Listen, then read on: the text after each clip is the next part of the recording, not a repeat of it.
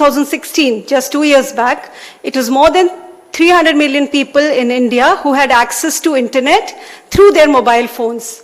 And that is almost 25% of the population. And when we project these figures into the future, so another two years, there will be almost 37.5% people who will have access to internet through their mobile phones.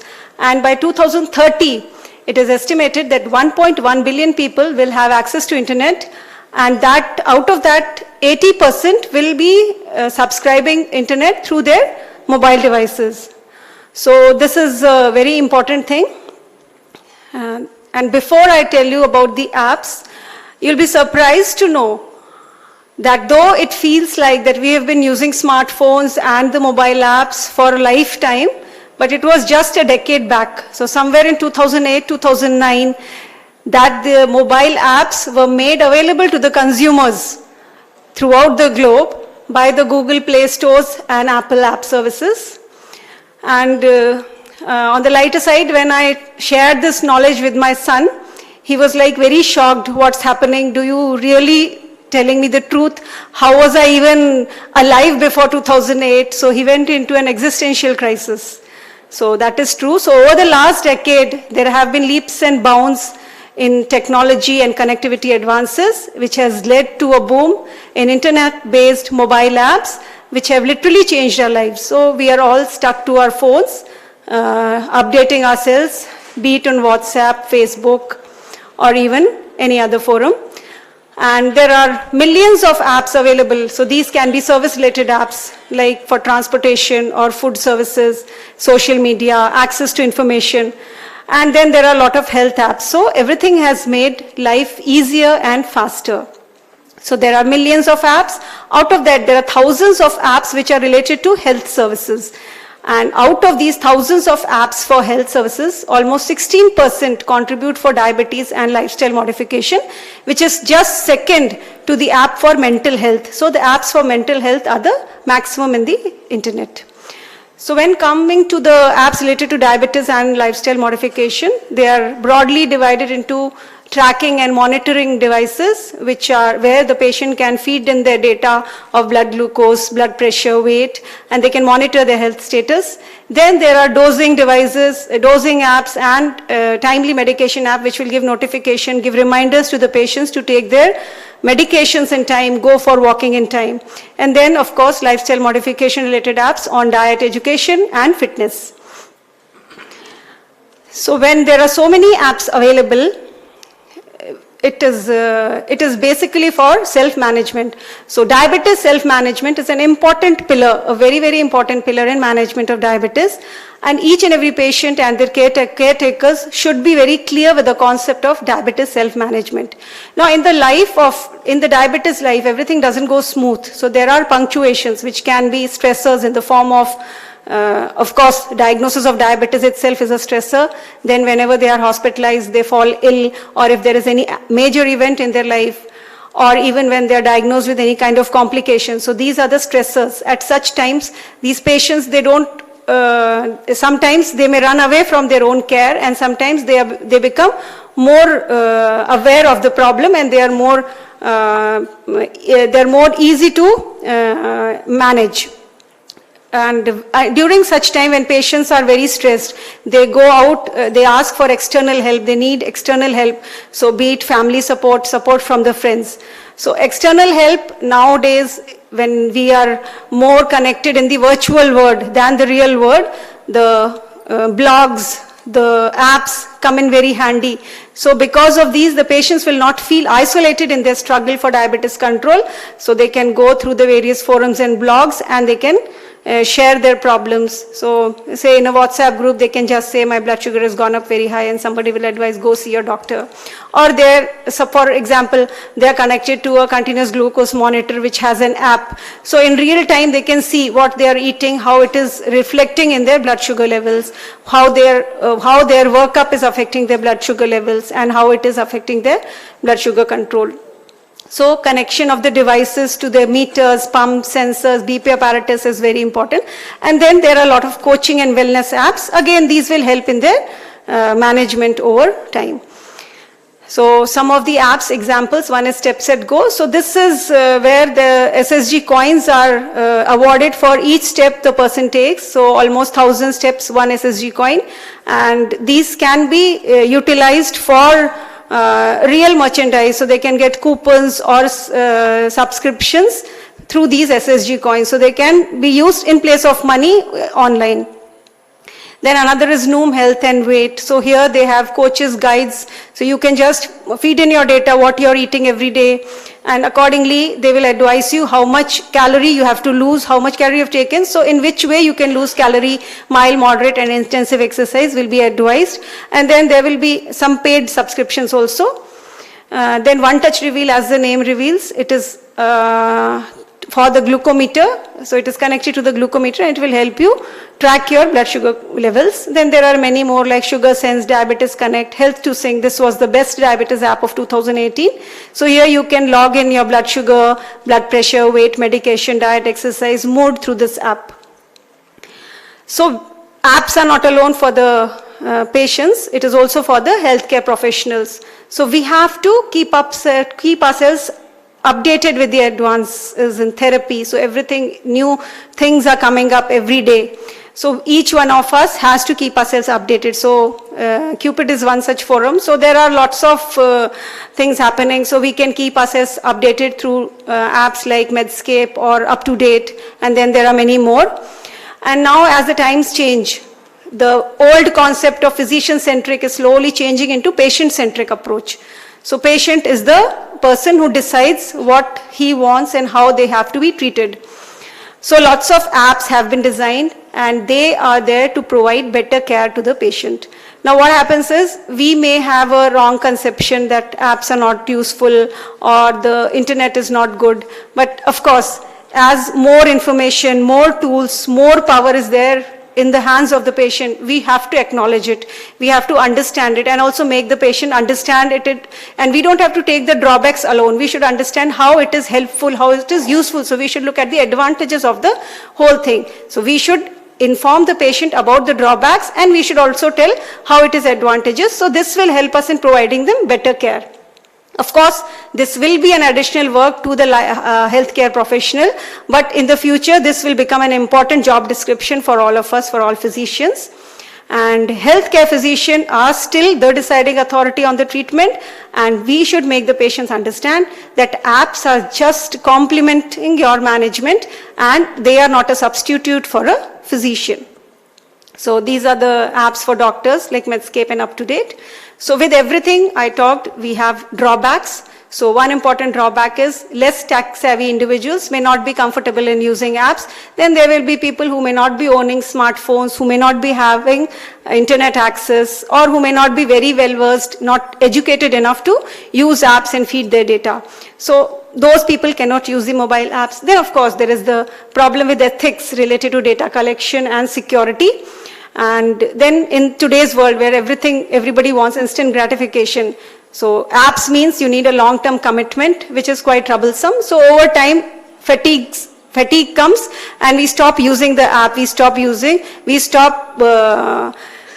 checking ourselves into the app and how our progress is going on. And then the intention of developer. If the intention of the developer is solely to mint money through the advertisements, then that app is not very useful.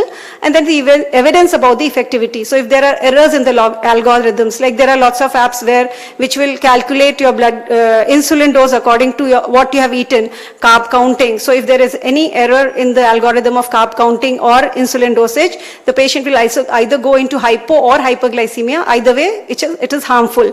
And then the content quality. So if the app, what content it is giving, is it really correct or not? So that again becomes questionable sometimes. So this is one example, the ethical problem with the app. So whenever we download any app, this is an example. Usually the apps will ask your request to access to your calendar, camera, contacts, location, microphone, phone, storage, and each and every data you have in your cell phone. So whenever we are downloading the app, we should always look into the app properly.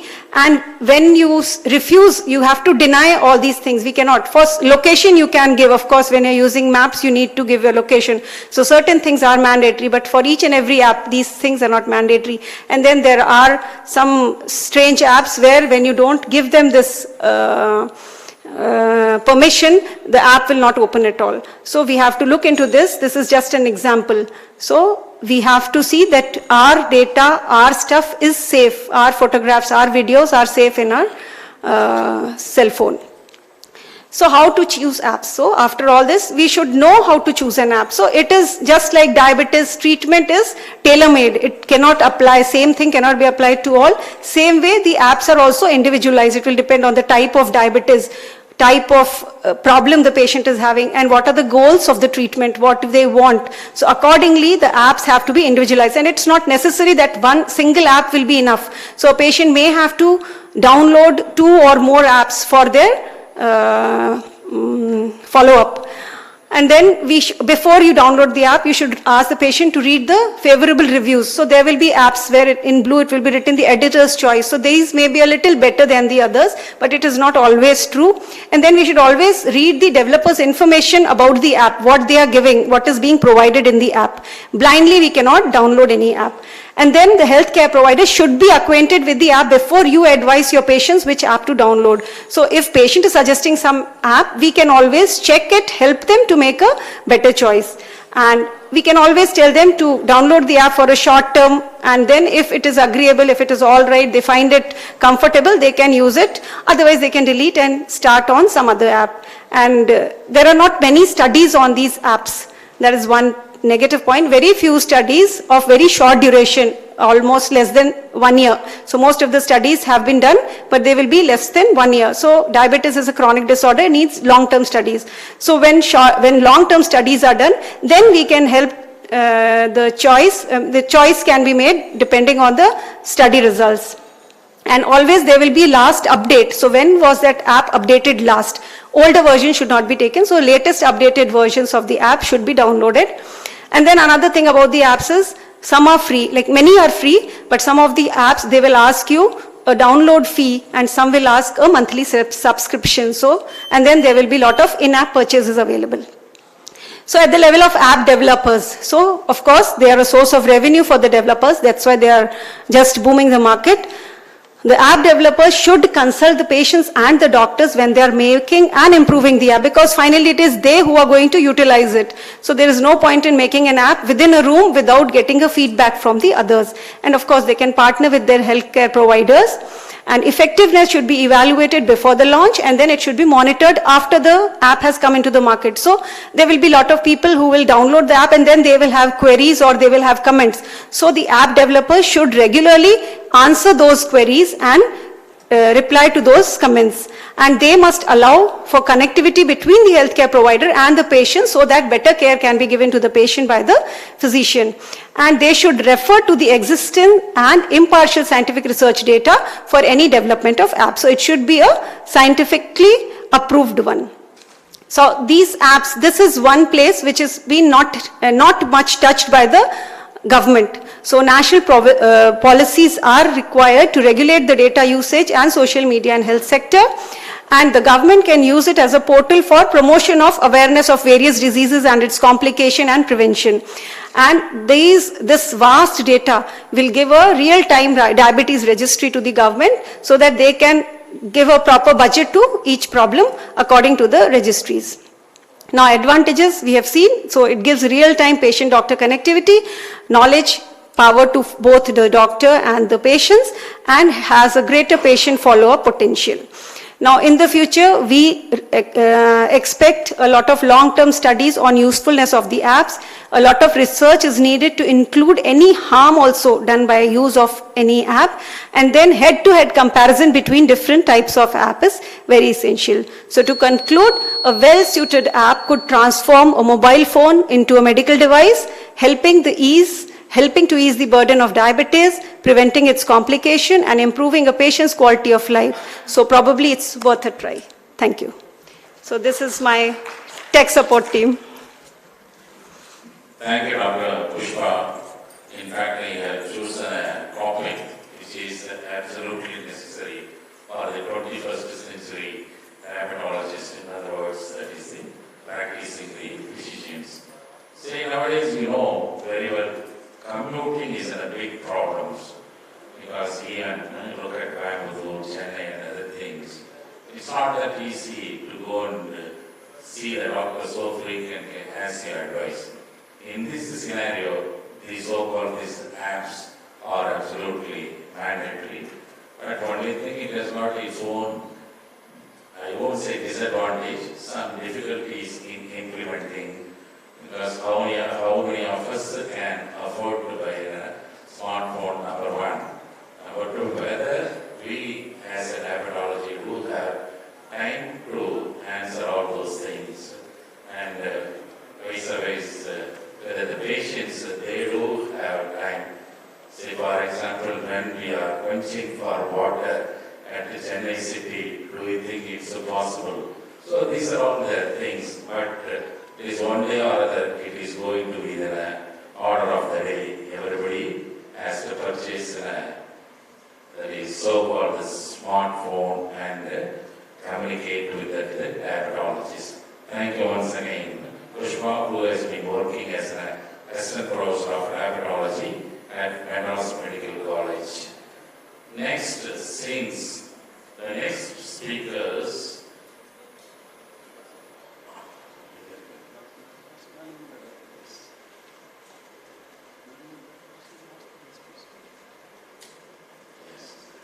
Since that the next speaker is supposed to be Dr. Mahesh Babu, unfortunately his father passed away a couple of days back and he could not make it. So now may I request Dr. G. Prakash, who is heading the Department of Diabetology at Mohan Kumar Medical College, Salem. And he is also, I am proud to say, he is my product that he sees from the Radisson Medical College. As you all know, that is managing diabetes as an outpatient is totally different from managing diabetes in the hospitalized patients, which all of you know. It is one important topic. Okay, Prakash, please go ahead with your presentation. Respected Chairperson, seniors, my dear friends and colleagues, at the outset, I thank Dr. Balamurgan for giving me this opportunity in the successive years of CUPID program. Today, the topic that was given to me was managing hyperglycemia in the hospital setting. It is an important issue. Managing hyperglycemia is very difficult in hospitalized patient. We need to not only control blood sugar, we need to prevent hypoglycemia as well. We need to check blood sugar in all patients admitted, because diabetes may be first time detected and it may be stress hyperglycemia. This is a statement given by umpires who had published lots of papers in hospital management of diabetes. He has shown that patients with new hyperglycemia had 18-fold increase in hospital mortality, whereas patients with known diabetes 2.7-fold increase in hospital mortality. This highlights the importance of hyperglycemia in management of hospitalized patient. So we need to check blood sugar in all patients that have been hospitalized. This hyperglycemia is due to imbalance between insulin and the counter-regulatory hormones, resulting in hyperglycemia that cause immune disinfection, resulting in dissemination of infection, and it also increases the oxidative stress, resulting in all inflammatory mediators. So we need to control blood sugar, because uncontrolled hyperglycemia results in prolonged hospital stay, disability, and increases mortality. There are various studies shown that if effective hyperglycemic management is not done in hospital, results in increased mortality. And how do you approach patients with hyperglycemia when admitted? If the blood sugar is less than 140, no need to check again. If its blood sugar is more than 140, we need to frequently check blood sugar, and we need to do A1C as well. And if the patient has history of diabetes also, A1C is important, because A1C testing is very useful when patient gets hospitalized to adjust the dose to maintain the glycemic state during the hospital stay. It also helps in differentiation of newly diagnosed diabetes from stress hyperglycemia.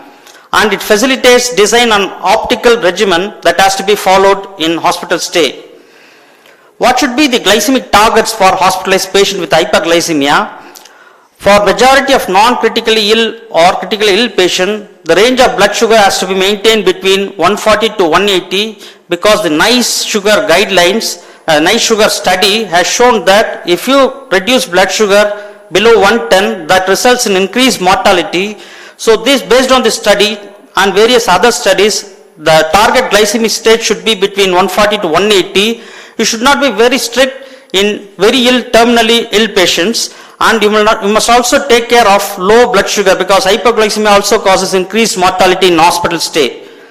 And what is the role of OHA in hospitalized patient? Subcutaneous insulin is the recommended protocol in all hospitalized patients. OAD is not generally recommended, and continuous IV insulin infusion is very helpful in critically ill patient. And what are the disadvantages of OHA if it is used in hospital? The insulin secretagogues results in increased risk of hypoglycemia. Similarly, metformin, it also causes, due to renal dysfunction in some hospitalized patients, it increases acidosis. Thiazolidine it causes increased risk of circulatory plasma volume, and SGLT2 inhibitors, euglycemic ketoacidosis, and incretin-based therapies, they do have GI side effects. So OHA is strictly contraindicated in all hospitalized patients. And additionally, insulin when used properly may have many advantages in hospital setting because it is anti-inflammatory. It also helps in breaking the oxidative reduction. Then what is the dosage schedule that has to be followed in hospitalized patient? This is a rough calculation. If a patient is type 1 diabetes lean, type 2, the dosage has to be 0.3 units per kilogram body weight. If the patient has normal body weight, 0.4 units per kilogram per day.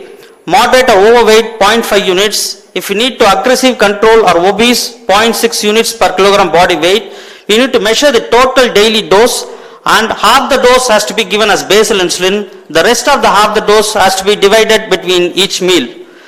We need to know about the insulin profile, pharmacokinetics of insulin, because that helps in the management. The conventional insulin has a longer duration of action and it peaks late. Our rapid acting insulin analogs, they peaks and stays for 4 hours, and intermediate acting lasts for 12 to 14 hours, and long acting analogs last for 24 hours. And what is the use of sliding scale? Which would be better, sliding scale or basal bolus?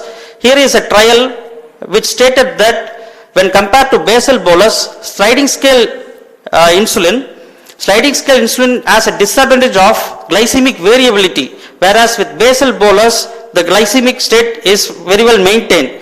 Because of the Dawn phenomenon and all, basal insulin is a must in basal bolus, which helps in euglycemic state. And this trial has shown that the sliding scale results in increased hypoglycemic rate.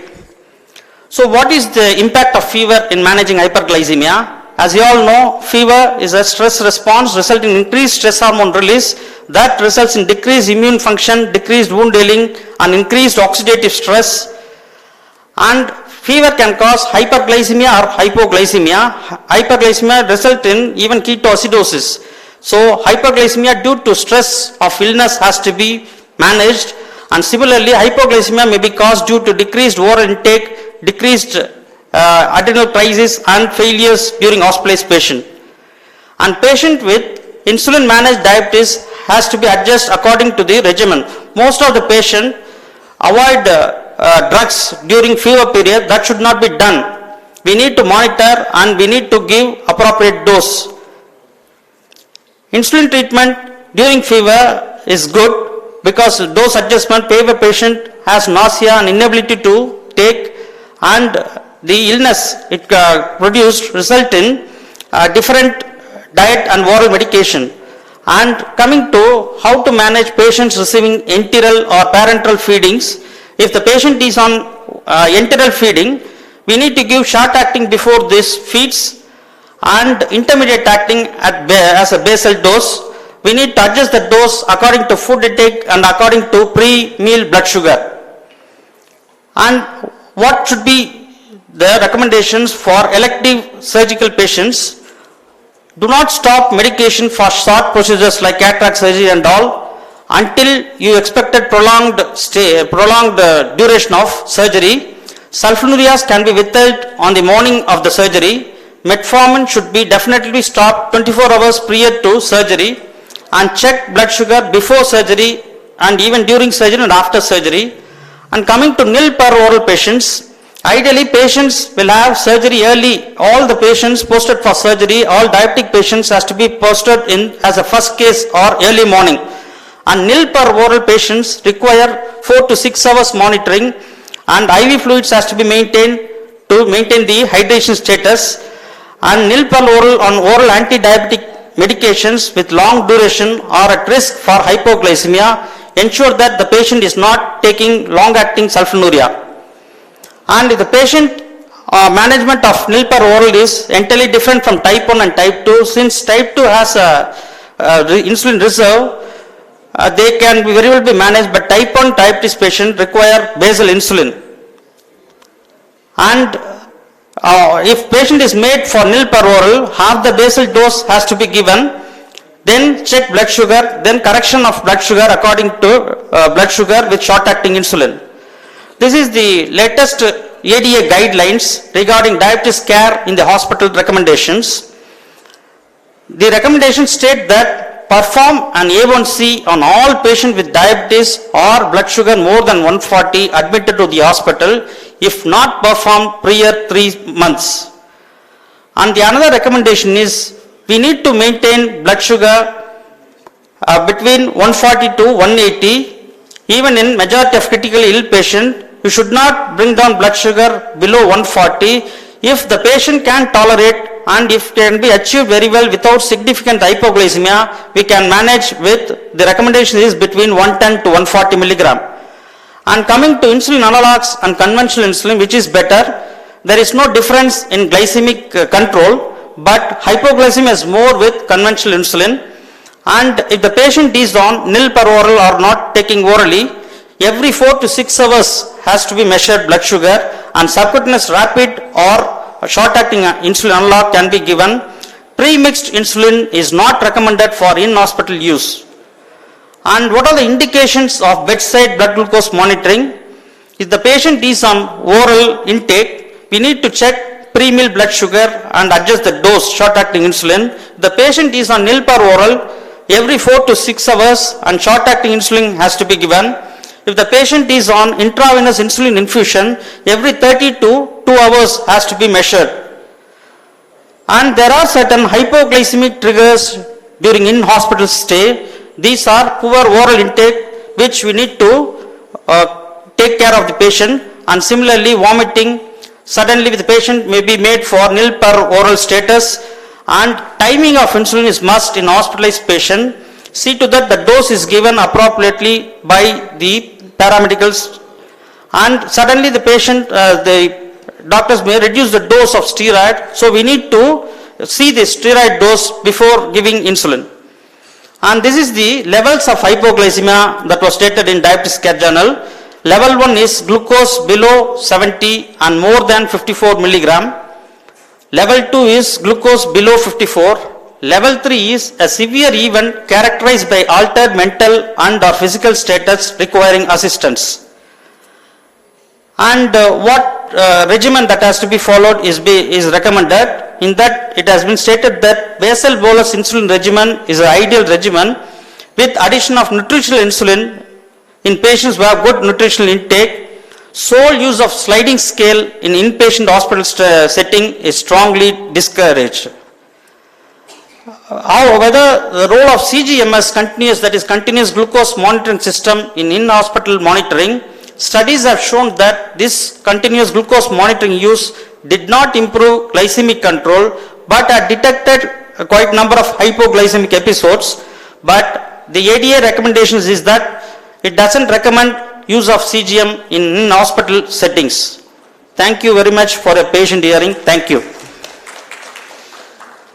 Thank you, Dr. Prakash, for your detailed presentations on the management of diabetes in the hospital setup. See, once you all must be knowing about the 50% of all the hospital admissions, they comprise diabetes mellitus, number one. Number two, once you are going to admit that to the patient, you should take that admission as an opportunity to be totally evaluating the patients. Immaterially for what conditions the patient is getting admitted on, leave alone some acute conditions. For example, if you are going to admit the patient for a fever, you take an opportunity to evaluate completely, especially that is the 24 hours urinary protein, which is a highly sensitive marker to predict that the diabetic nephropathy as early as possible. Number three, that is when you are going to control that the diabetes, of course you are supposed to do that the blood sugars at periodically, that is the fasting, post breakfast, pre-lunch, like that. Then you can, as you said correctly, you give that to the bolus plus the short-acting insulin for a couple of days, and calculate that the insulin requirement. Then you give it as a mixed split regimen, plus or minus your anti-diabetic drugs. Not that during the hospital admission, hospitalized patients, there is anti-diabetic drugs are not contraindicated. If situation permits, still we can use that to the things.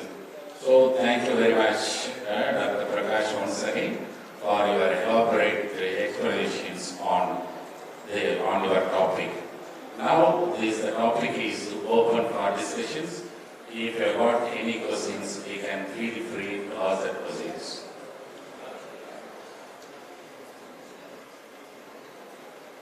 If there are no questions, I think we will conclude these sessions and move on to the next sessions.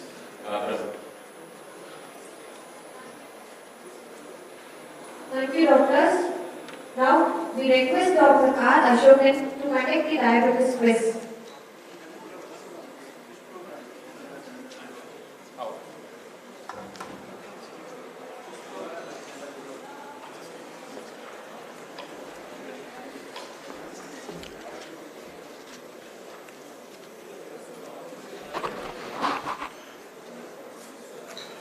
Good evening, friends. We are here to have a small clinical drill now. You will be all given an answer sheet like this now. All of you please take it. There are 15 questions.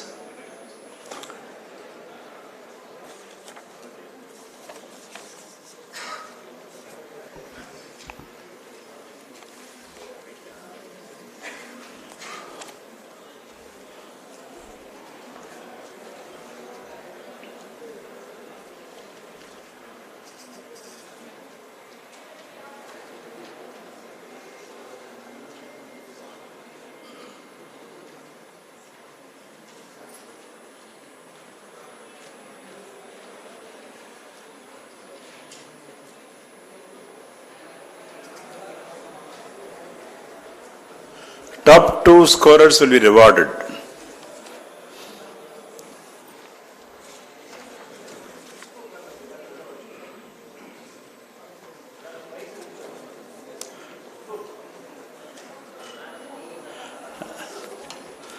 Shall we proceed? Sir, கொடுத்துட்டீங்களா?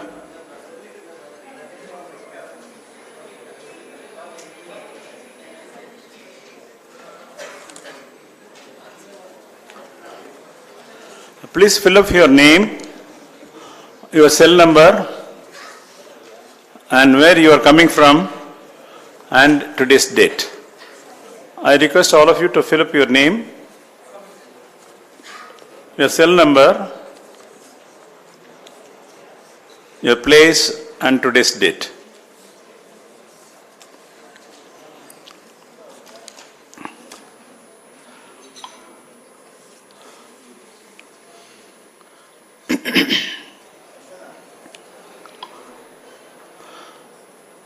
Every CUPID program has got one quiz event, and this is the 5th national conference.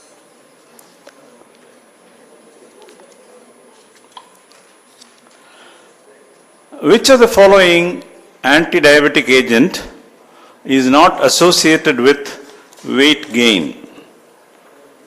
Insulin, acarbose, glimepiride, pioglitazone. Which of the following anti-diabetic agent is not associated with weight gain? I move on to the next one. According to Wikipedia's, tight control of blood sugar was associated with statistically significant reductions in all of the following except nephropathy, retinopathy, cardiovascular disease, and none of the above. According to Wikipedia's, tight control of the blood sugar was associated with statistically significant reductions in all of the following except a 54 years old male with diabetes of 22 years has erectile dysfunction. What other diabetes complications should you specifically look for? Nephropathy, cardiovascular disease, retinopathy, infection.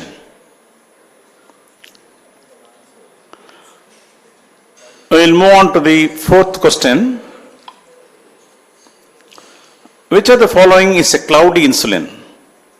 Insulin glargine, NPH insulin, regular insulin, aspart insulin.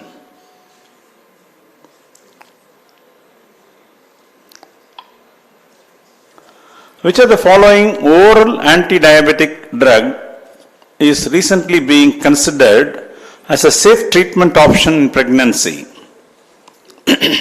Metformin, glyphosate, pioglitazone, sitagliptin.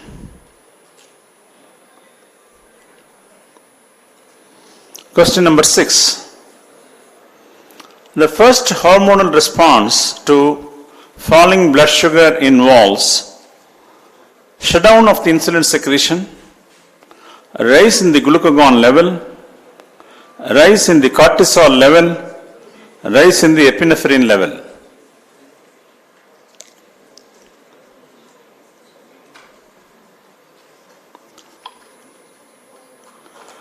A patient has fasting blood sugar and postprandial blood sugar of 105 and 216 milligram per deciliter respectively. His HbA1c is 7.3. He is on combination with glipizide 5 milligram twice daily, metformin 1 gram twice daily. What would be the best option to add in order to bring down the HbA1c below 7? Already it is 7.3. Increase the dose of glipizide, increase the dose of metformin, add the pioglitazone, and acarbose.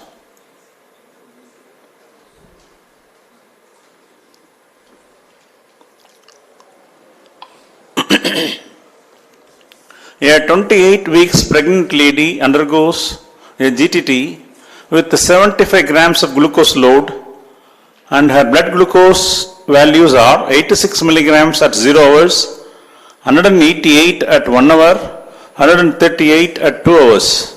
What is the diagnosis as per IADPSG? Normal, IGT, gestational diabetes, gestational glucose intolerance.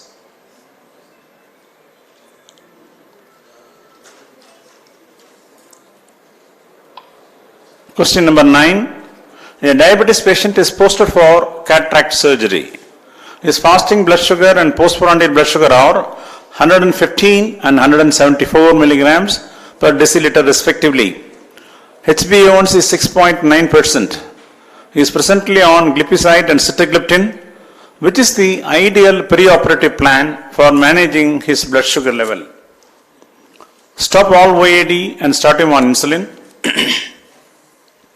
Stop sitagliptin but continue glipizide. Omit glipizide on the morning of the surgery. Stop glipizide but continue sitagliptin. Omit sitagliptin on the morning of surgery. Continue both glipizide and sitagliptin. Omit both on morning of the surgery.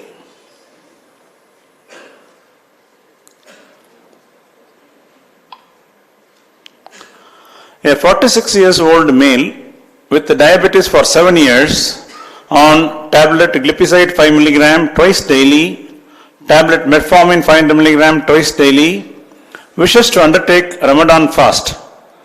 How to adjust his medication so that he develops neither hypo nor lack of control?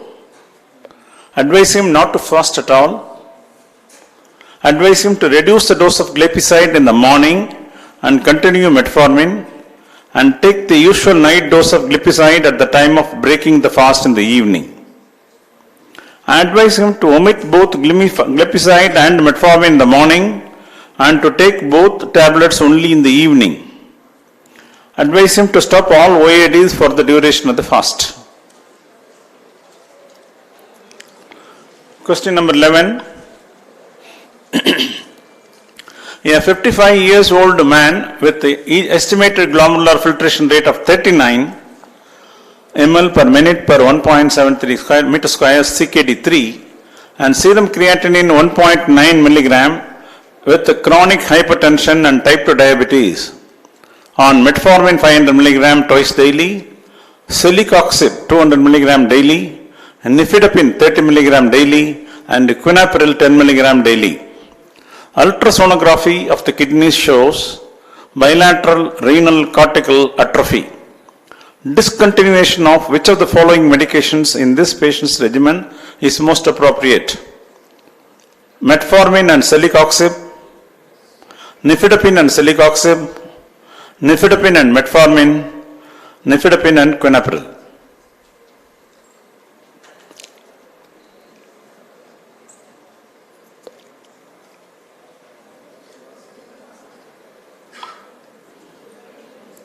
A patient with diabetic ketoacidosis is being treated with insulin and IV fluids.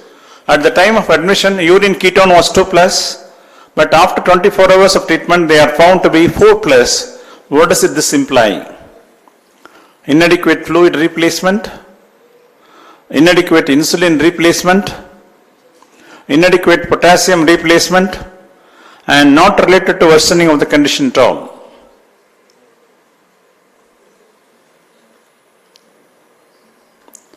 We'll go to the next one. Which of the following procedures is more effective in promoting weight loss in type 2 diabetes mellitus? Restrictive procedures, malabsorptive procedures, both are equally effective, neither is effective. Question number 14, last but one. A patient is newly detected to have diabetes. His fasting blood sugar and postprandial blood glucose are 260 and 345 respectively. HbA1c is 11.6. She has a serum triglyceride level of 314 and LDL-C level of 98. What is the recommended line of management? Atorvastatin with the fenofibrate, repeat lipid profile after improving blood glucose. And the last question. A 48-year-old male with type 2 diabetes of 10 years, hypertension of 5 years, HbA1c of 8%, eGFR 55 ml, blood pressure 122/64, serum potassium 5.5 on carvedilol 12.5 twice daily, lisinopril 20 mg daily, glipizide 5 mg daily. To prevent further decrease in this patient's glomerular filtration rate, which of the following changes to his drug regimen is most appropriate? Increase the dose of carvedilol to 25 mg twice daily. Increase the dose of glipizide to 10 mg twice daily. Replace glyphosate with metformin 500 milligram twice daily. Replace lisinopril with losartan 5 milligram daily, 50 milligram daily. I think that is the last question.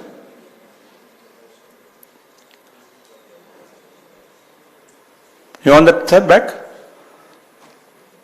So thank you very much. Please collect the answer paper, please. Please collect the answer paper.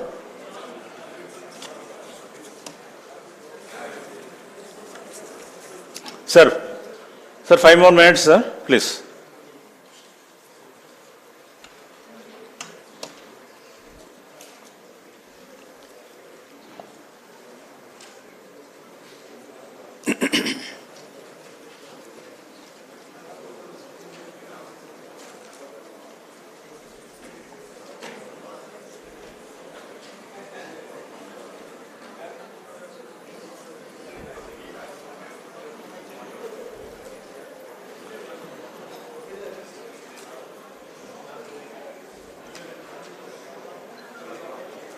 Sir,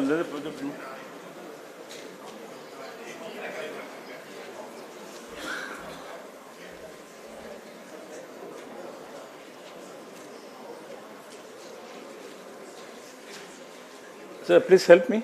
Come. In the quiz project one.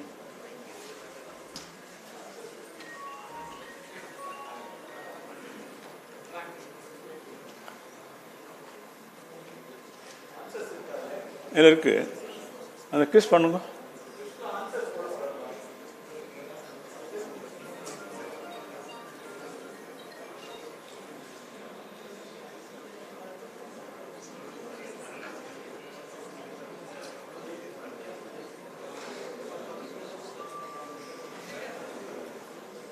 Sir வந்துருச்சா?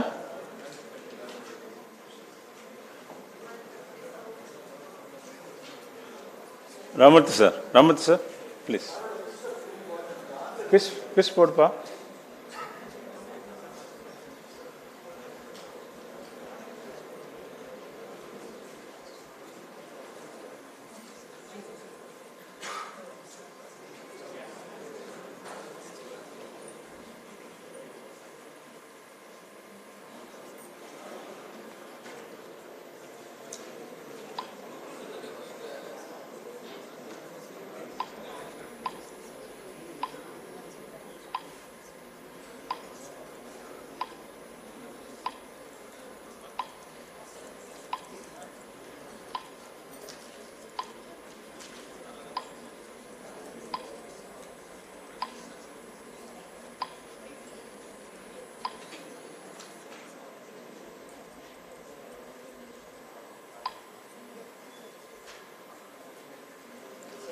Quiz the results.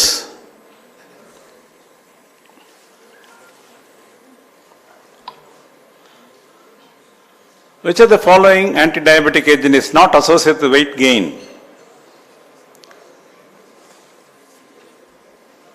B is the answer. According to Wikipedia, tight control of blood sugar was associated with statistically significant reduction in all of the following except cardiovascular disease. A 54 years old male with diabetes, the answer is we must look for cardiovascular disease. Which of the following is a cloudy insulin? NPH insulin. Which of the following oral anti-diabetic drug is recently being considered as a safe treatment option in pregnancy? Metformin. The first hormonal response to falling blood glucose involves shutdown of insulin secretion. A patient with the fasting blood sugar postprandial 105/216, HbA1c 7.3, what would be the best option to add in order to bring the HbA1c below 7%? Add acarbose. A 28 weeks pregnant lady undergoes GTT. 0 hours 86, 1 hour 188, 138 2 hours. She has got gestational diabetes. A diabetic patient posted for cataract surgery, fasting blood sugar postprandial 115, 174, HbA1c 6.9. Plan of managing on his blood sugar. Continue both glipizide and sitagliptin. Omit both on morning surgery. A 46-year-old male with diabetes of 7 years on glipizide and metformin wishes to undertake Ramadan fast. How to adjust his medications? Advise him to reduce the dose of glipizide in the morning, continue metformin morning and evening, and take the usual night dose of glipizide at the time of breaking the fast in the evening. A 55-year-old male with EGFR 39, serum creatinine 1.9, chronic hypertension, type 2 diabetes, metformin 500 mg, celecoxib, and nifedipine and quinapril, metformin and celecoxib. This is the discontinuation of this will be useful. Nifedipine and nifedipine, all the three things in CKD3 is the drug of choice.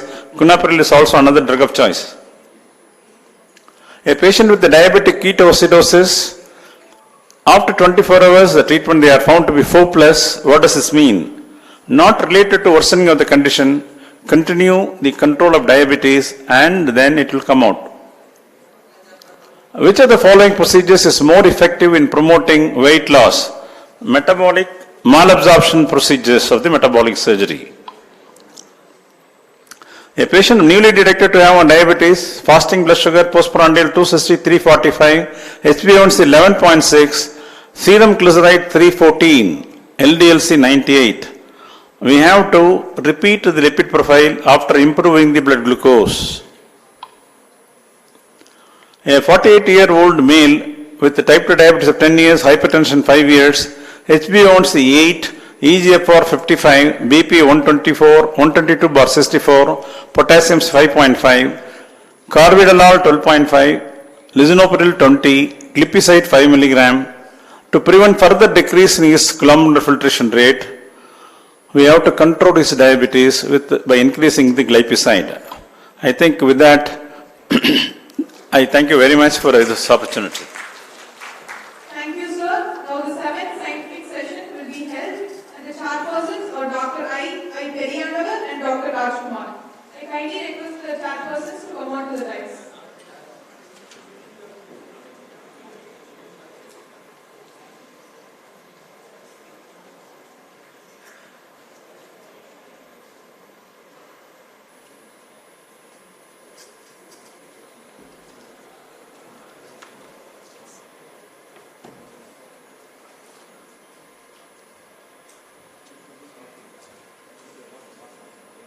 Good afternoon to all of you. Let us go to the next session, scientific session 7. And first talk will be on off-target usage of anti-diabetic drugs. And this is going to be talked to, will be given by Dr. V. Mahadevan. I invite Dr. Mahadevan. Dr. Mahadevan.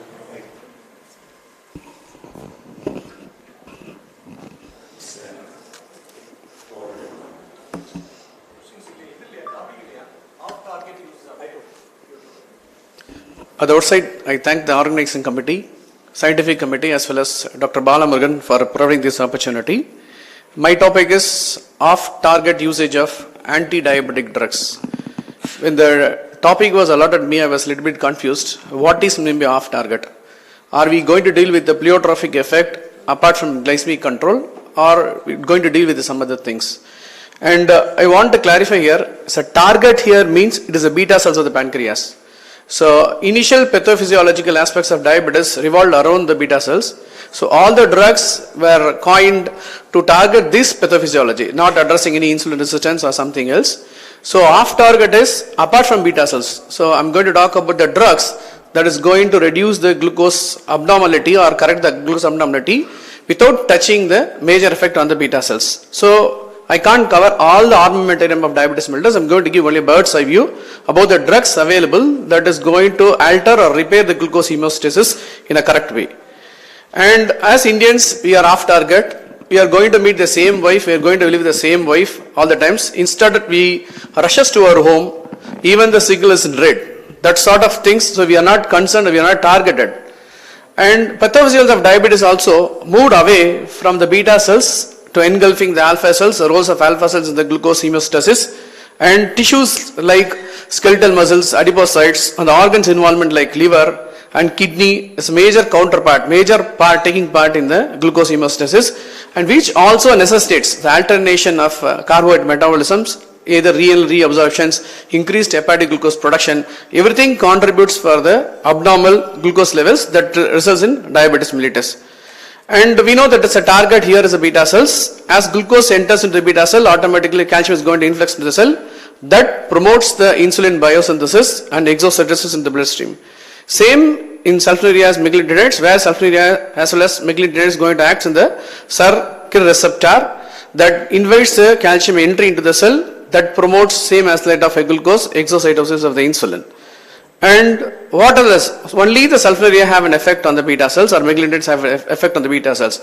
But it is not going to address other defects, that is maybe at a level of hepatic glucose production, adipocytes level, and proximal convoluted tubules level. So sulfonylurea have no actions apart from stimulating the insulin from the beta cells. So we are going to remove this sulfonylurea molecule in our topic. We are going to concentrate other molecules which have an effect of off target, that is not on the target tissues, for the glycemic control.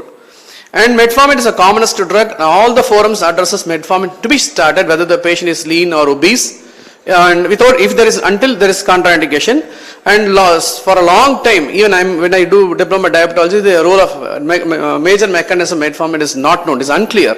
Now they have postulated a theory that major role of mechanisms of metformin is the increased activation of the AMP kinase activity. What happens if the AMP kinase activity is being upregulated? So it leads to phosphorylation of the certain transcription factors like CPB, CRTC, which reduces the gluconeogenetic gene expressions. So when you give metformin, automatically the AMP kinase activity has been upregulated. Automatically this leads to the gluconeogenetic producing to be suppressed. So gluconeogenesis has been halted. At the same thing, anaerobic glycolysis, the pyruvate entry into the citric acid is halted, that means providing the lactate. This mechanism is very common in the metformin. That is the reason lactic acidosis, they are prone for lactic acidosis.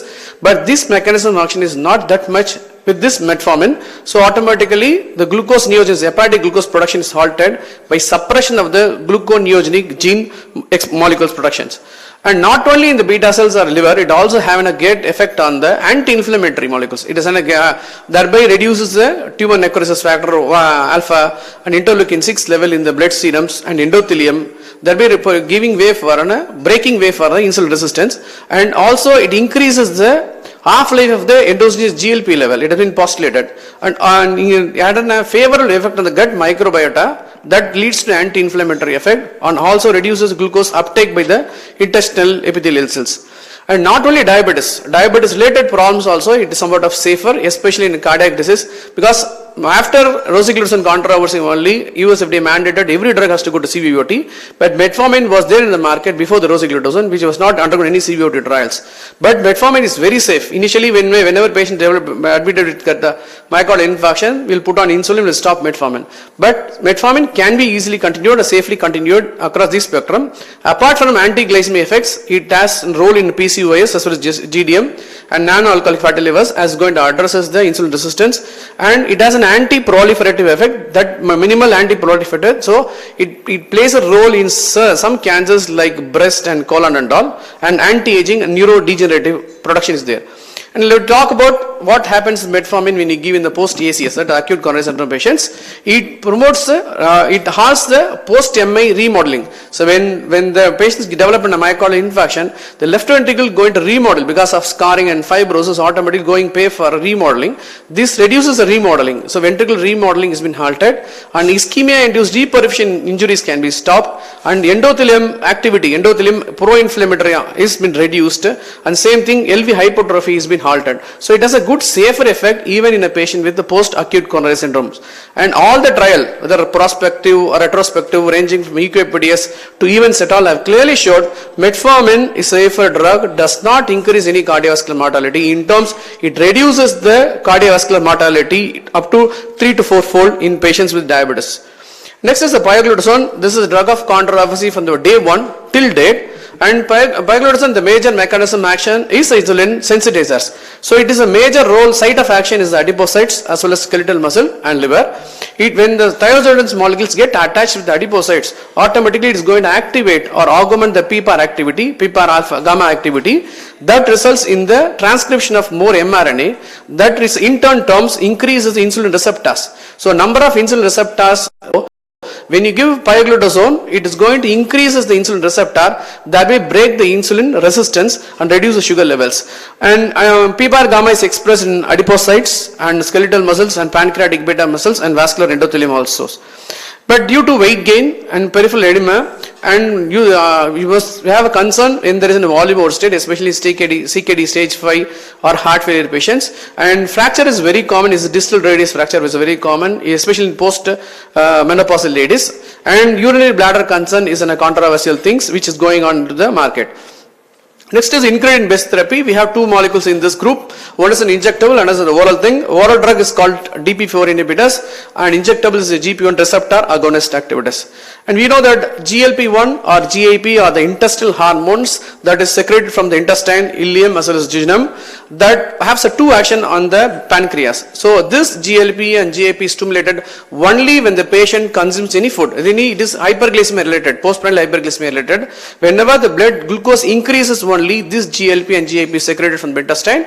That stimulates the beta cells of the pancreas to produce insulin, and also have an effect on the alpha cells where it results in inhibitions of the glucagon.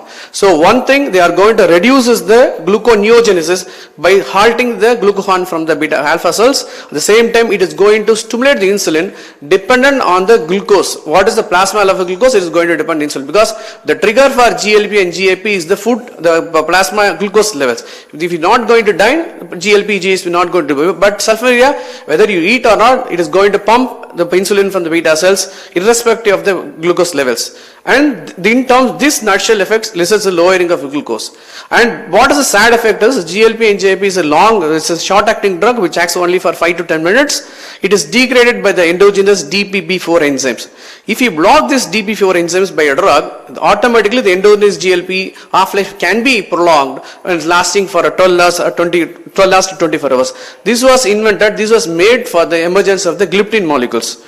And this is a mechanism action of GLP, that what the endogenous GLP is secreted from our intestine. It acts on a separate receptor, not like a sulfonylurea receptor. It has a receptor called GLP receptor. It is a G protein coupled. Whenever the GLP attached to this receptor, automatically the ATP is converted to the cyclic AMP that activates protein kinase A. This protein kinase A is then a trigger for the synthesis of the insulin, which occurs in the nucleus of the beta cells. And regarding the efficacy of incretin molecule, it has wide range of molecules. We have 4 molecules in the market, and all the things are at par equal in efficacy levels, nearly reduction of 0.5 to 0.8% in HbA1c reduction.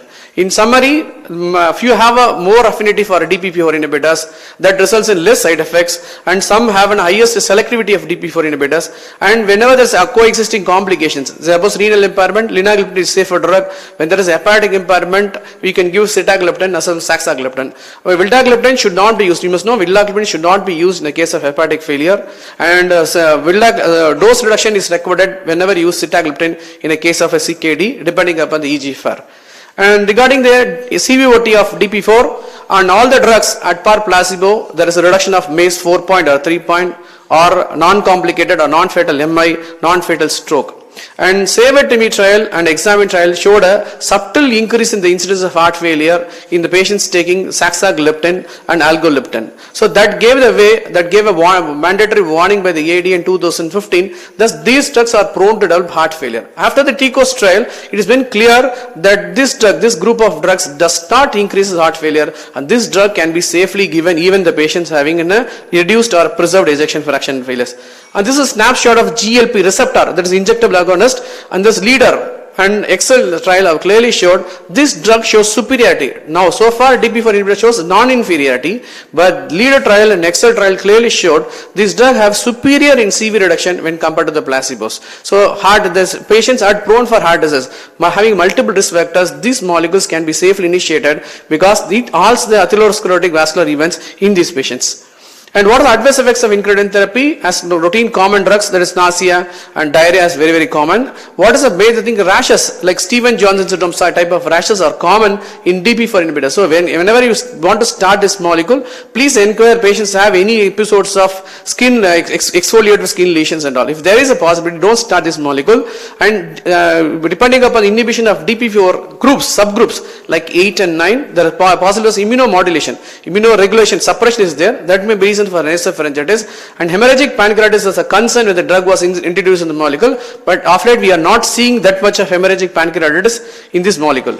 Next is the SGLT2 molecules. After these molecules, the treatment paradigm was shifted in diabetes management, and how this SGLT2 molecule is responsible for the glucose homeostasis. SGLT2 receptor is present in the proximal convolutional in the luminal surface of the nephrons. So it is going to absorb the glucose as well as sodium and throw that back into the bloodstream. So SGL2 is responsible for the 90% of the reabsorption of the glucose and again throwing out into the bloodstream.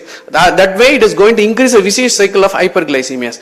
Suppose what happens when you block this SGL2 receptor by giving a molecule? Nearly 90% of the reabsorbed glucose from the urine is being prevented. All will come in the urine. Automatically plasma level of glucose is going to come down. As like you are not going to close the tap, automatically the water tank is going to get emptied.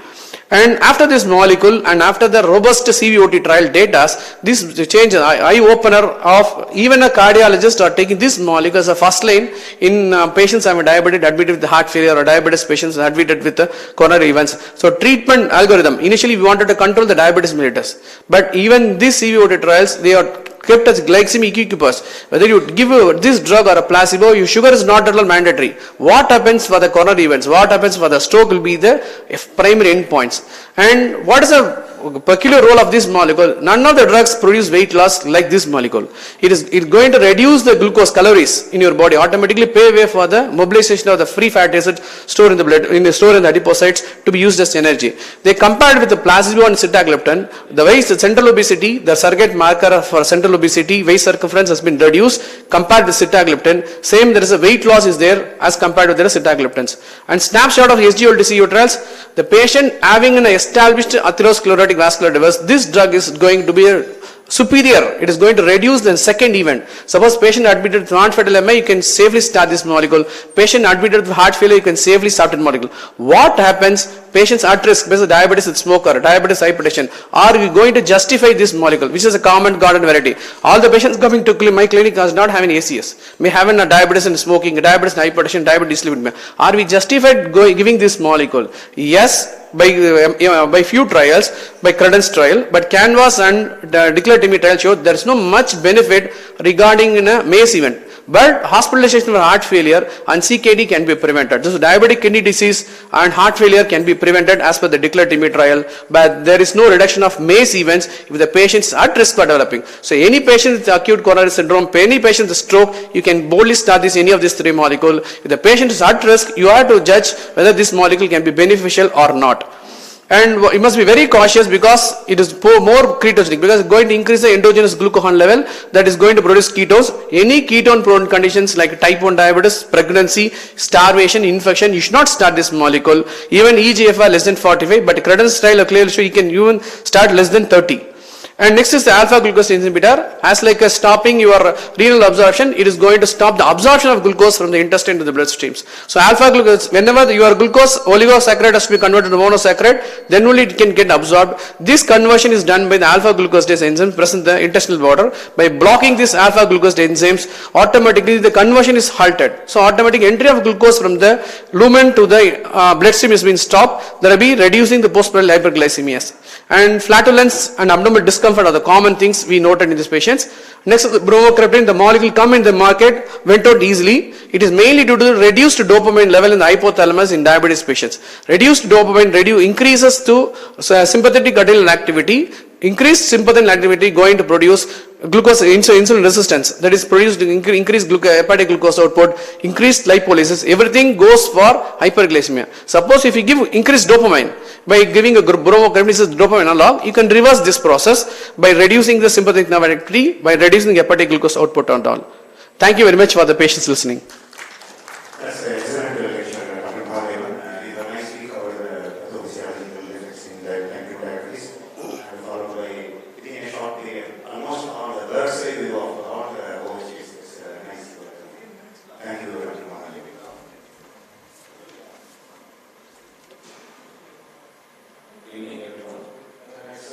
mental health in patients with diabetes. Presented by Dr. Bala.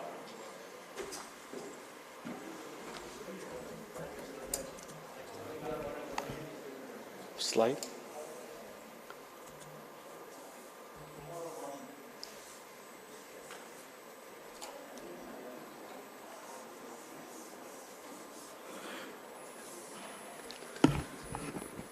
Respected chairpersons, dignitaries, distinguished members and dear friends. At the outset, I'd like to thank the organizer, Dr. Bala sir, having invited me to talk on this mental health and diabetes. Mental it is often ignored topic because we talk about the cardiac health, renal health, and so many other organs health, but mental health we often forget about it. The outline of the topic will be that's what are the psychological reactions you get once you make a diagnosis of diabetes. What is diabetic distress? There are so many distress in life. What is diabetic distress? And what are the psychiatric diseases we occur in diabetes like depression, anxiety, adjustment disorder, eating disorders, schizophrenia and sexual dysfunction, and finally about when to refer the patient to the psychiatrist. The psychological reactions, the moment you make a diagnosis of diabetes, when blood sugar is high, HbA1c is high, when you say the patient is diabetes, the first reaction is denial. Sir, I am not a diabetic. I don't have any symptoms of diabetic. My parents are not a diabetic. It is a wrong report. Probably one lady was sitting with me with the foot, diabetic foot. Probably that report is wrongly typed. Anyway, check it. I want to take in some other lab. That's a denial. The second reaction is, he goes to the lab, other lab, they also do that test, they also show a high value, then no other option, he has to accept that. Then he gets excited, tension, angry. So angry, normally everyone day to day we have angry, but this particular angry due to diabetes is unhealthy and unwanted angry. And then they realize that is a mistake, then keep worrying about the disease and they feel guilty about the disease. And later, he develop depression. The manifestation as excess sleep or sleeplessness because he developed diabetes, eating excess or not eating, this is anorexia, or pain and ache here and there. So that's a manifestation of depression and diabetes. So hence, the ADA 2019 emphasizes the diabetic distress. What is diabetic distress? It refers to significant negative psychological reactions following led to the emotional burden. What are the emotional burdens? Previously healthy individual, a free bird going, talking, normally eating very well. Now he has to adhere to certain things like medication dosing, timing, titrations, monitoring glucose, food intake, and diet restrictions, eating habits, physical activity, all has to be followed as soon as he diagnosed as a diabetes, so he is mentally disturbed. There are some behavioral disturbances occur. That is the reason they develop distress that can be easily managed by diabetic self-management education system. And depression is the most common psychiatric problem in diabetes. It's very common. It's like insulin resistance. It precedes the onset of diabetes. Like insulin resistant diabetes precedes onset of diabetes. Or it can be in the over uncontrolled diabetes. It's more common in uncontrolled diabetes and also more common in females. And this manifests as a poor adherence to treatment. You compile with your treatment, and poor glycemic control related to macrovascular complications, and of course the quality of life is poor. The clinical diagnosis often made, see, when you say you're a normal person, you're diabetic today, naturally you feel upset, you feel sad. No one will be very happily taking the diagnosis. So if you say I'm a diabetic now, my sugar 300, definitely I'm upset. I can't sleep, I'm slightly irritable. It is there for 1 or 2 days, 3 days. But if it persists for more than 2 weeks, that's a depression. If any reaction, if it lasts for few days following the diagnosis, that is not a depression, that's a normal phenomenon. But if it lasts for more than 2 weeks, as per Diagnosis Statistical Manual 4 guideline, it is called depression.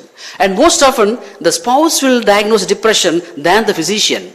by means of telling, my husband is now feeling tired, is losing weight, is sleeping excess, is feeling low, and is loss of interest in sex, and of course self-neglect, is not taking medications. He was not like before, he was very active person. Now I found that last 2 weeks he is like that. So spouse diagnosed depression earlier than the physician makes the diagnosis.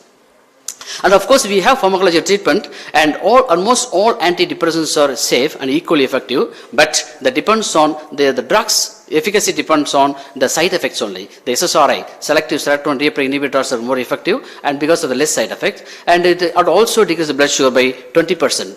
But among the SSRI, that mirtazapine and nefentazone, is that these drugs will not cause the sexual dysfunction, but it can cause excessive desiccation, and it is weight gain is common with the mirtazapine. So otherwise, there is no sexual dysfunction with this particular tricyclic antidepressant.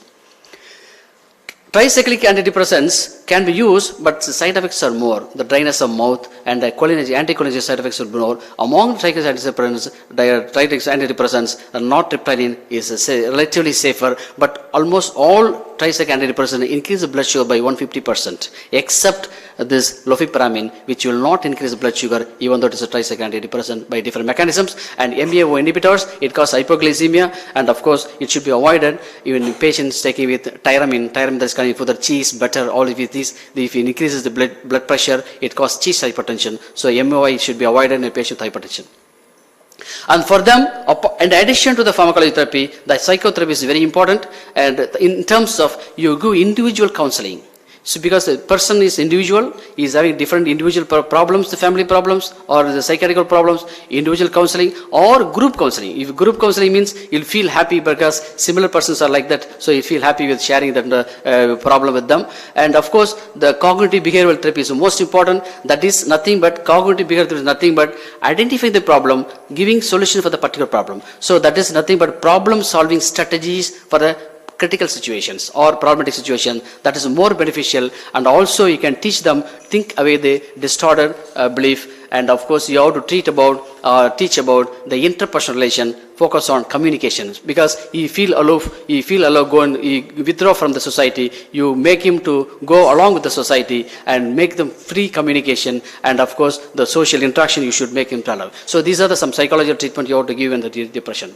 The another common, the psychology treatment is anxiety. The anxiety is the one which can cause rise of high blood sugar because due to increased hormones, or there are different types of anxiety disorder, like generalized anxiety, or maybe the panic disorder, where there is short, there's frequent and severe symptoms, panic disorders. It may be a simple phobia, so you will be very phobic, you will be avoiding the situations. Or agoraphobia. Agoraphobia is avoids crowds and avoid going to the public places, avoid traveling alone, avoid going away from a home, that's all there. And then social phobia is a fear of the criticism when he goes to things, because when he says a diabetic, when he tell himself as a diabetic, they feel criticize them, so he feel sad about it.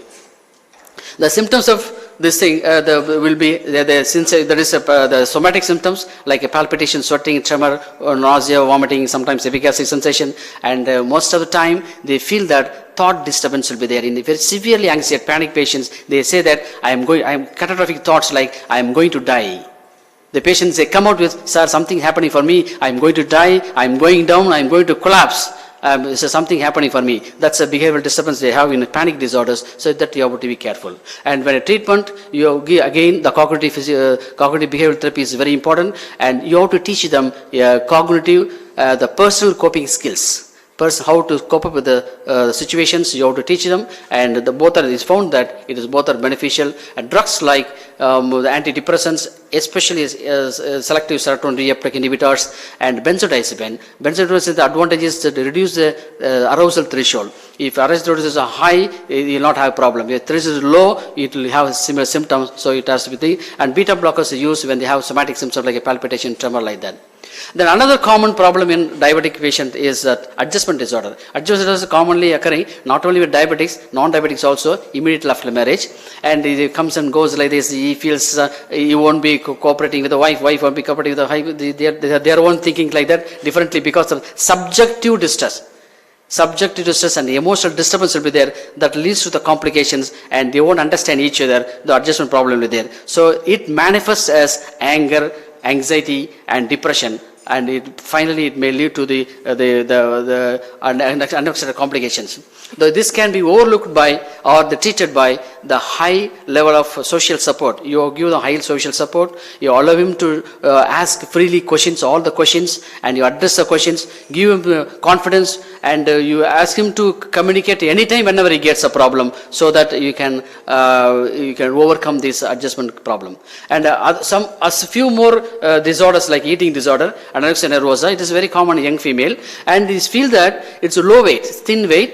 She feels she is thin, but she feels that she is overweight. So the self-induced weight loss in terms of decreased caloric intake and increased exercise and taking appetite suppressant, because she feels that even though she is lean, she feels that he is overweight, so you decrease the weight and she does like that. And that is the one problem, and that leads to the endocrine disturbance like cortisol, growth hormone disturbance will be there, and that leads to the amenorrhea in females and loss of libido in males. The treatment is, and sometimes in severe form, you may require hospitalization because they go for the suicidal tendencies are very common with anorexia nervosa.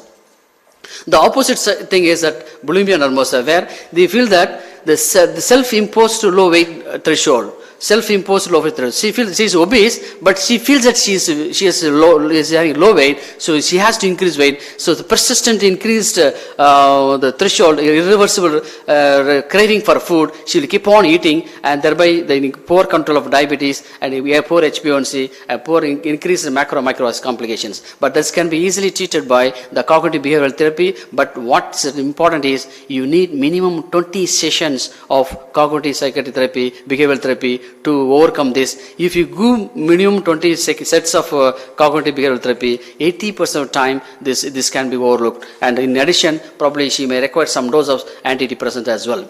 And schizophrenia is the one which is also associated with diabetes. It's also common and not very common as a depression. But in type 2 diabetes, it is common because in acute psychosis, they won't compile, and the lack of insight and a chaotic behavior, so resulting in poor control of diabetes. And of course, certain antipsychotic drugs, especially clozapine, olanzapine, and quetiapine. These are the drugs, but more importantly, clozapine has a more sugar increasing effect, hyperglycemic effect when compared to risperidone. And hyperglycemia may be start as early as 8 days to 18 months. It may talk. It is not due to the drug toxicity. It is easily cleared by discontinuing the drug. And treatment not by us, it is only by psychiatrist. And the most important, the sexual dysfunction. Everyone knows there is a sexual dysfunction. But one thing problem is, patient also comes with the intention that we want to go to disclose to a doctor to get the treatment for sexual dysfunction. He comes to us, show the report, but he don't tell that. He don't reveals it. Physicians also know that sexual dysfunction is one of the complications of diabetes. He wants to take, he does everything, but he also hesitant in taking the history. But we are not asking for everybody, because everybody feels that why he is asking all these things, I don't have any problem. Why you are asking all these things? Some people may ask. So we also feel hesitant. Patient also feel hesitant in expressing, but they are having. But we also issue is important. Then how to whom to ask such a question? Sexual dysfunction, how to ask, to whom to ask? Is it to ask for everybody? It's not possible. Definitely we don't do it practically. Is it possible you should do? Is it necessary? Yes. So what do you do? Any patient with anxiety, talking very anxious, please ask them, do you have sexual dysfunction? That's very appropriate. In females, any patient with depressive symptoms, all the time depressive symptoms, sleeplessness, all these things, then you just ask them, do you have sexual dysfunction? Probably this is very, very useful. So thereby we can identify the candidate. Then this is to say whether the organic and psychological. This is most important is, we know that the organic problem also causes sexual dysfunction. Psychology also psychological. More than 60% of the time, the psychological dysfunction is more common than the organic. If that is so, how to clinically say it is having psychological? We can't say just like that psychological, just say organic, because 40% organic, only 60% psychological. And if you say is organic to a psychology man, totally become, throughout he will be having the psychology problem. Entire life he will be having sexual dysfunction. So again, this is a gray area. So how to disclose, how to prove this is a clinically or suspect clinically is a psychological, is that if you give the history, like sudden onset, intermittent, acute onset, that is last 2 weeks only I have problem, sir. So far I no problem. What's 2 weeks or 1 week problem? Yes, one possible. I have problem only now and then, not every time. That's another clue. So a sudden onset, intermittent type, and not affecting early morning erection or masturbation. That's clear-cut evidence that patient is having psychological. So you are confident. Patient also confident. You can be bold that you are having psychological problem. And if it is gradual and progressive, then it is organic. So this is a particular area you need to concentrate to clearly identify and diagnose that it is psychological or organic. If it is organic treatment, you have to give organic. Psychological, only behavioral therapy. Then females, again, depressed symptom. In females, you should suppose, but most of the depressed females, the more dissatisfaction with the sexual relationship than control. Even there is more sexual dissatisfaction than the normal individual. That's what the book mentions. The investigations, of course, few investigations you have to do, and the treatment of drug. And this what I would like to stress is that everybody is using the phosphatase inhibitor. Phosphatase inhibitors. Only thing is that, sorry, this is not coming. Yes, sir.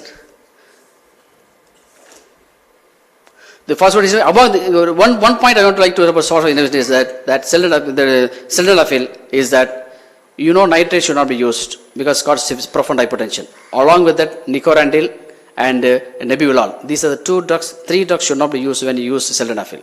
So otherwise it can be used. And the last slide is that, the take-home message is that, and when to refer the patient to the psychiatrist. He is not taking self-care. He is having severe depressive symptoms, severe eating disorder, and omission of insulin to reduce weight, and fear of anxiety to insulin phobia, and severe mental, that is like psychiatric illness, like severe mental disturbance, cognitive dysfunction, before metabolic surgery and after metabolic surgery. These are the situations we have to refer to psychiatrists. Thank you very much for patience listening.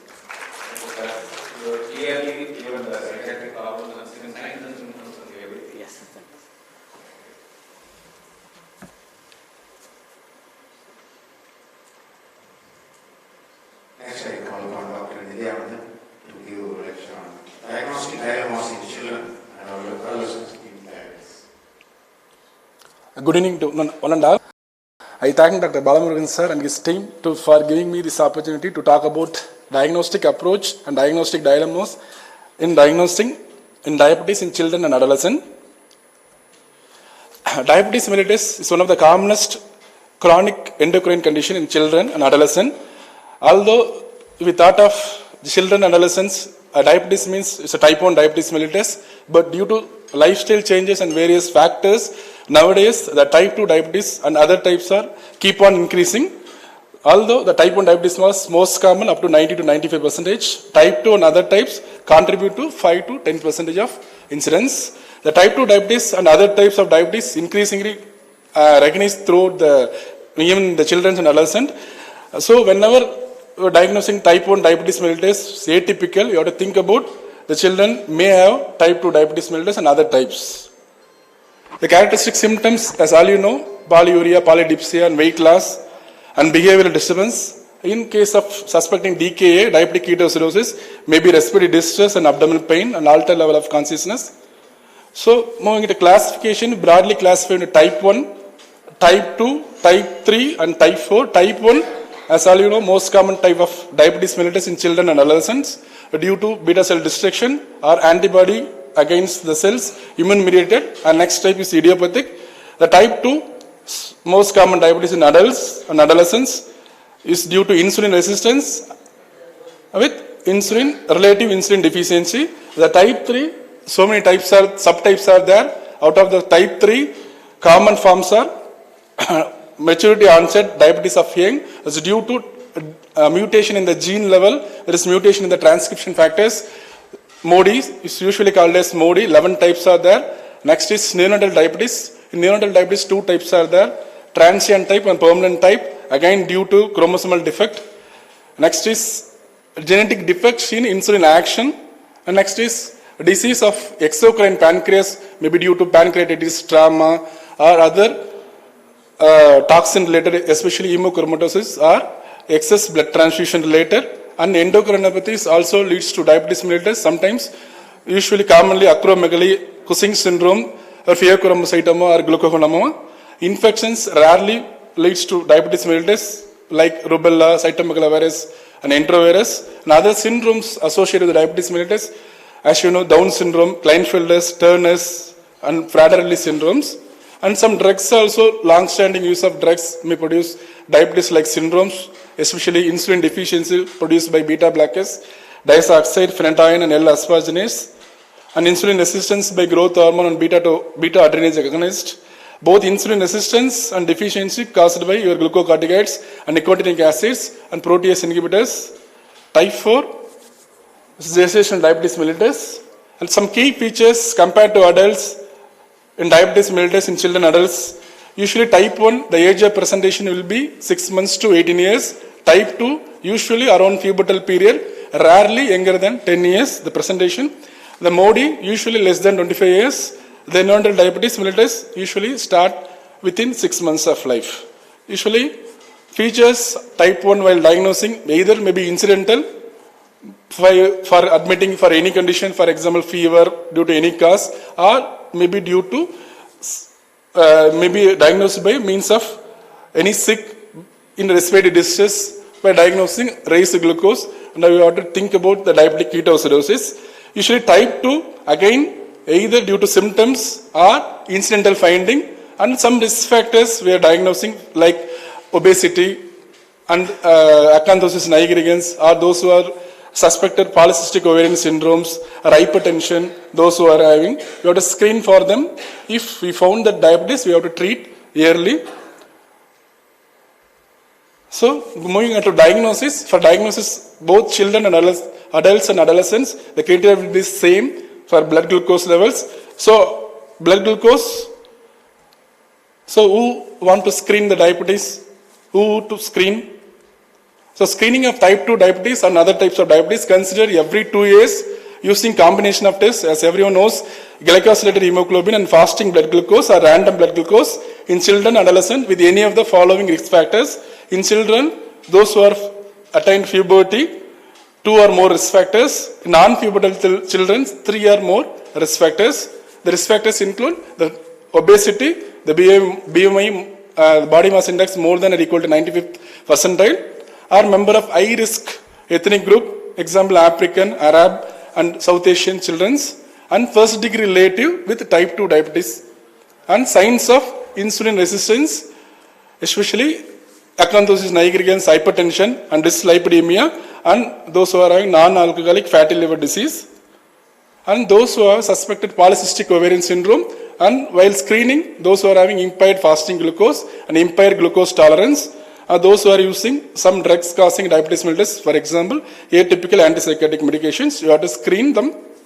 So, how to screen? Recommended screening test like glycosylated hemoglobin and random or fasting blood glucose. If there is any discrepancy between glycosylated hemoglobin and random blood glucose, you have to do oral glucose tolerance test and repeat the screening test. So, for diabetes mellitus, confirmed by either fasting glucose, at least fasting should be 8 hours, more than or equal to 126 milligram per deciliter, or 2 hour oral glucose tolerance test, more than 200 milligram per deciliter, or glycosylated hemoglobin more than 6.5%, or symptoms of diabetes mellitus plus random blood glucose more than 200 or equal to milligram per deciliter, or more than 11.1 millimole per liter. This glycemia means that impaired fasting glucose more than 100, less than 125. Impaired glucose tolerance means more than 140, less than 200. Pre-diabetes, the glycosylated hemoglobin will be between 5.7 to 6.4%. Then next, other than blood glucose, you have to move on to, you have to measure insulin and C-peptide levels. It's called modified oral glucose tolerance test. Along with measuring blood glucose, you have to measure both insulin and C-peptide levels, fasting half an hour and 2 hours after your glucose. Usually in type 1 diabetes mellitus, insulin and C-peptide will be very, very low or absent. In type 2 and maturity onset diabetes mellitus, usually will be normally present or increasingly present insulin and C-peptide levels. Then we will look for ketone bodies. If suppose ketone body was present, it may be suspected that patient may have diabetic ketoacidosis. Then look for antibody testing. Usually antibodies for identifying type 1 diabetes mellitus, not always the antibodies will be present in type 1 diabetes mellitus, usually may be associated with type 1 diabetes mellitus. Common antibodies we are detecting was insulin autoantibodies, antibody against, and the glutamic acid decarboxylate 65 antibodies, and insulinoma associated antigen antibodies, and zinc transporter 8 antibodies. If there is one antibody will be present, more than 30% risk to develop type 1 diabetes mellitus. If 2 antibodies, more than 70%. If 3 antibodies was present, more than 90% chance of developing type 1 diabetes mellitus. So these antibodies may also associate with other autoimmune disorders like celiac disease and thyroid disease. You have to rule out that celiac disease and Hashimoto's thyroiditis. Sometimes cystic fibrosis also associated with type 1 and type 2 diabetes mellitus. Then move on to genetic assays. Usually genetic assays is very, very important for diagnosing either neonatal diabetes mellitus or your MODY, that is maturity onset diabetes of young. In neonatal diabetes mellitus, there are two types, transient type and permanent type. Transient, the name itself says that transient, usually present within weeks of life, maybe persists over months, 3 to 4 months or 3 to 6 months maximum. It will subside within 6 months of life. Most commonly in small for gestational age babies, presented with hyperglycemia in NICU, glycosuria, severe dehydration with or without ketones. Usually treatment will be insulin and rehydration. After sometimes, usually this transient diabetes mellitus usually resolves.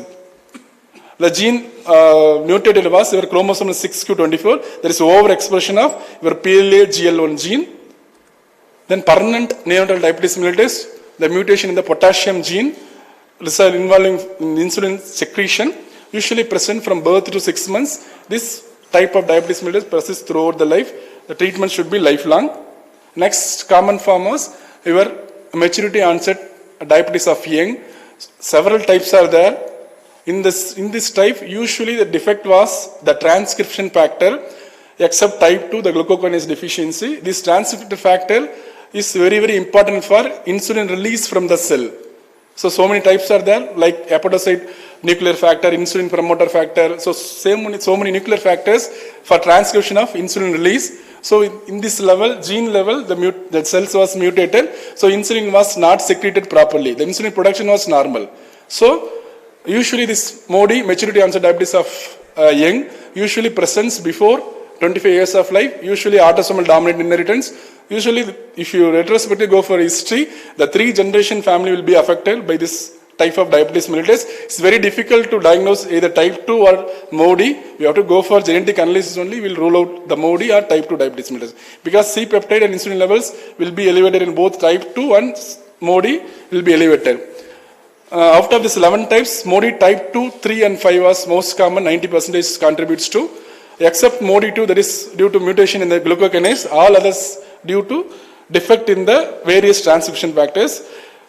Only what is the importance of diagnosing MODY and type 2 diabetes mellitus? Because of treatment. In treatment, usually the MODY will respond to oral hypoglycemic drug, but type 2 diabetes mellitus may respond to, but may need both oral hypoglycemic drugs and insulin. The take-home message: the regular targeted screening for diabetes mellitus is recommended children who are at risk, because early screening, intervention and optimization of glycemic control are essential, as the onset of diabetes mellitus during the childhood is associated with severe and early onset of micro and cardiovascular complication, because this is started very early.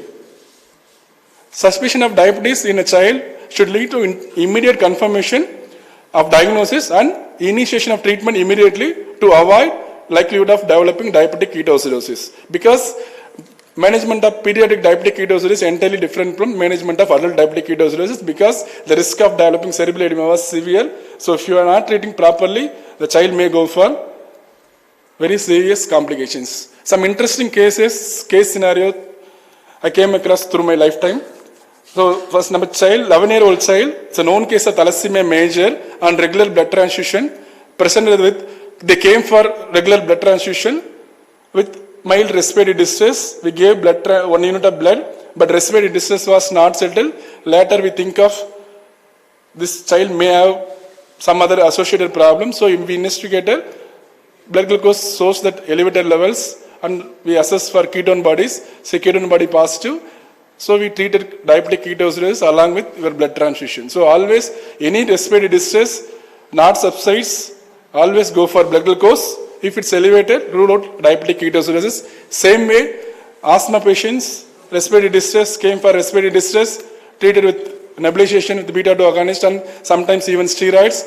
If respiratory distress was not improved, you have to look for, usually asthma patient and blood transfusion for thalassemia usually will not investigate for regular blood glucose and all. We'll do CBC, blood hemoglobin levels and ask them to give blood, 1 unit of blood. For asthma patient, we don't give lines or we don't investigate. We usually start treatment, either nebulization or inhaled steroids or oral steroids. So luckily, we investigated this child.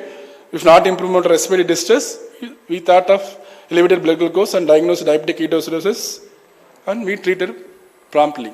Thank you.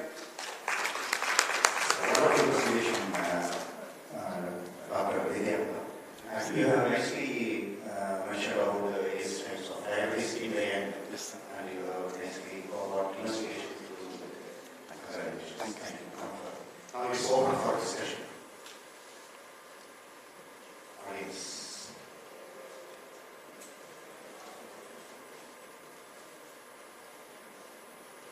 Until the question comes out, I will ask a question to Dr. Mahar, the cardiologist.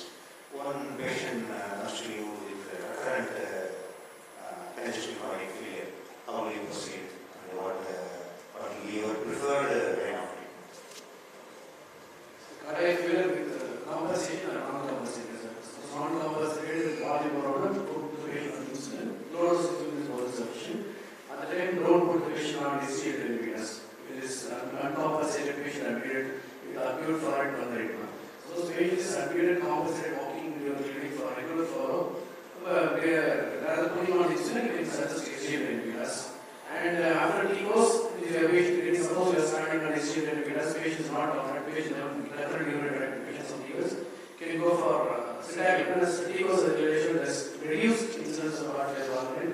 Linagliptin also, animal trial also showed there is no adverse effects with this molecules. But TCOS is non-inferior to placebo. Yes. Only this liraglutide as well as this SGLT2 has therefore advantage compared to placebo. This is with reference to TCOS. Subgroup analysis. Bigger female gender and male gender. If you look into the patients treated with sitagliptin on females, the incidence of heart failure and the outcome of heart failure and the composite endpoint of cardiovascular death and hospitalization for heart failure were very much reduced in patients treated with sitagliptin. So, female weight gender with heart failure, if you want to prescribe EGP for liters, sitagliptin is. Thank you. Dr. Mahadev. Yes. Just like we base therapy related to EGFR, so does ejection fraction also play some role in deciding what anti-diabetic drugs can be given to the patient? This one, ejection fraction, the heart failure is divided as reserved ejection fraction or reduced ejection fraction. If there is reduced ejection fraction, patient is mobile, you can put the patient on oral hypoglycemic agents. You want to choose the oral hypoglycemic agents with reduced ejection fraction, preferably they were sold by validated as if for insulin inhibitors or a GLP-1 agonist ejection agonist. It is not dependent. As a EGFR, there is no criteria. If severe elevation, even we are seeing patients, the severe elevation EGFR of 25 can come to your clinic margin to even with the symptoms. It's a diastolic dysfunction that produces resistance. That is another term nowadays is preserved ejection fraction. Where 80 or maybe at that time also the patient is supplement. I think she's asking chronic renal. So because of chronic persistent reduced ejection fraction, it can lead on to renal syndrome. I think she's asking.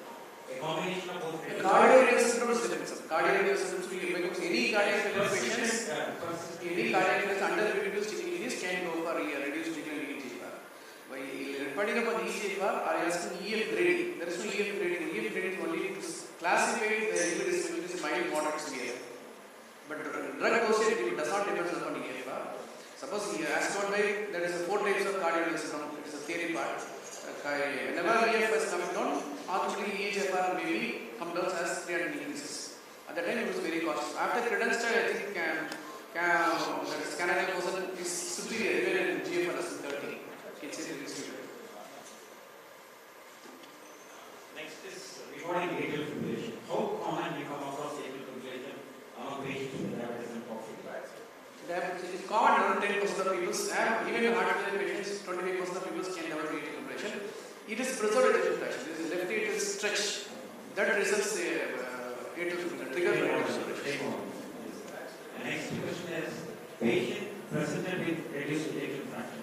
Subsequently, there is improvement in ejection fraction. What we call there is heart failure with improved ejection fraction. Such categories of patients, when you treat, what is the outcome? If ejection fraction improves, it shows a good improvement. Prognosis becomes because there will be reversible causes to address the patients. All the conditions can be heart attack. Please understand, even severe aortic dysfunctions can march to the clinic without symptoms. If they develop more than grade 2 diastolic dysfunction, they produce symptoms. They comes, any patients with severe aortic dysfunction come to the clinic, there will be subtle diastolic dysfunction. That will be even severe aortic dysfunctions, if EF improves, maybe due to medications or maybe you are addressing the reversible causes, it will be a good sign. So there is a good prognosis. So how is your views on psychological receptor combination plus SGLT2 inhibitors?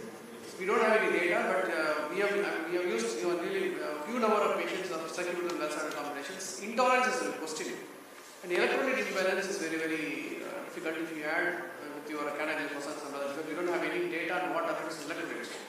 Because necessitated is also producing hospitalitis, and your canadian person is also producing hospitalitis. There is a possibility of electrolyte response.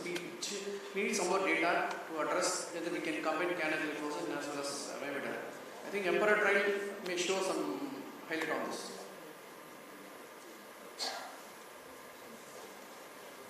Any other question? One final question to Dr. Pranam, sir. Another question, just input. The usefulness of SGLT inhibitor in heart failure not only has the access to diabetes because of the increased respiration, it has got an effect on the glucagon, the receptor on the heart. It has a positive aerobic effect. In addition to the excretion of glucose as a diuretic, because of the glucagon increases the glucagon receptors in the heart, it acts as an anaerobic effect. So it is like it becomes relaxed. So it is a heart effect pumping by positive anaerobic effect and increasing the excretion of the fluid by anaerobic effect, like of course prevention of absorption. That's a wonderful message. One question to Dr. Pranam. Sir, you were mentioning about antidepressants. They have side effects of erectile dysfunction as well as weight gain. Any drug which is delivered of both these side effects. Weight gain predominantly is there or any patient may be All the SSRI, selective serotonin inhibitors are preferred. Among the metazidine and lofazidine, these are the two drugs can use, but the problem with this is increased sedation. So we have to use smaller dose. And most of the time they will associate with anxiety also. So most of the sexual dysfunction they have depression as well as anxiety. So this ideal drug is with metazidine. So you do not have sexual dysfunction, and also it addresses depression and sedation also. So there will not be much here. That's not true. And of course, acetylcholine also can be used as a newer drug. This is less devoid of much side effect, especially the sexual dysfunction does. So these are the two drugs can be used. Thank you, sir. We have no other questions. We will end up the session. Thanks for the active participation. Thank you, doctors. The next session will be on diabetes therapy, old and new. The chat